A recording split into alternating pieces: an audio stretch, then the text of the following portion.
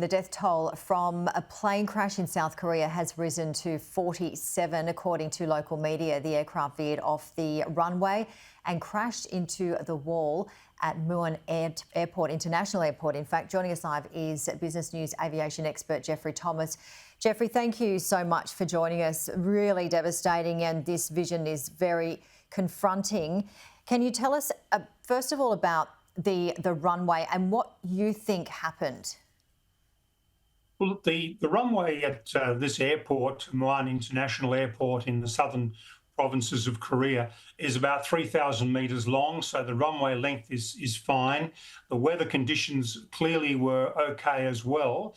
Why this aircraft overran the runway, we don't know, and veered off and hit the wall is unclear. However, there are some reports, these are only reports at this stage, that the aircraft on final approach may have suffered a bird strike, the birds hitting not the engine this time but the undercarriage. Now, that may have damaged the braking system. It may have also impacted one of the tyres, possibly causing a puncture of some kind. This may have impacted the pilot's ability to control the aircraft on landing and cause it to veer off and impact on the wall. But at this stage, very sketchy, very early in the situation, and difficult to actually pin down the precise problem. You mentioned the length of the runway being 3,000 metres, and then we're seeing this vision here, we believe, is of the wall that it hit. Why do you think there is a wall at the end of this runway? Well, that's a very good question.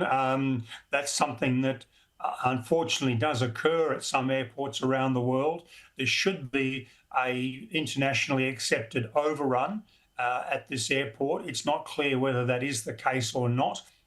And, again, the speed of the aircraft, if the brakes had failed completely because of a bird strike, the pilots could have used and should have used thrust reversers on the engines to slow the aircraft down. It's a little bit unclear at this stage precisely where that wall is in relationship to the runway and the overrun, but clearly not far enough away. And we are hearing that the death toll is increasing at the moment, 47, but we're also hearing that 2 people at this stage have survived, one being a flight attendant and another a passenger. Looking at that vision there, Geoff, are you surprised that there are 2 people alive and hopefully more?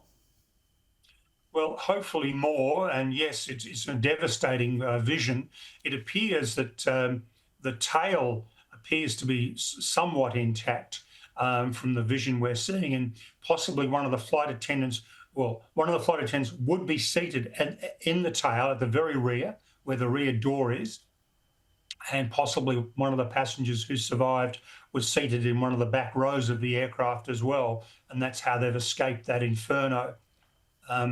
But yes, the prognosis for the rest of the passengers is not good. It's a pretty savage impact and resulting fire.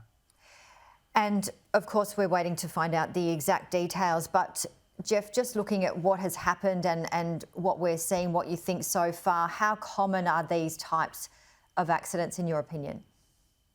Well, sadly, runway overruns, as we call them, or runway excursions, as they're called in the industry, are the most common cause of aircraft accidents today, with over 40% of fatalities resulting from runway landing accidents, typically a runway excursion where the aircraft, for whatever reason, be it a lousy weather or too short a runway or a bad landing, exits the runway, flies off into a ditch or impacts a wall, as is the case in this particular tragedy.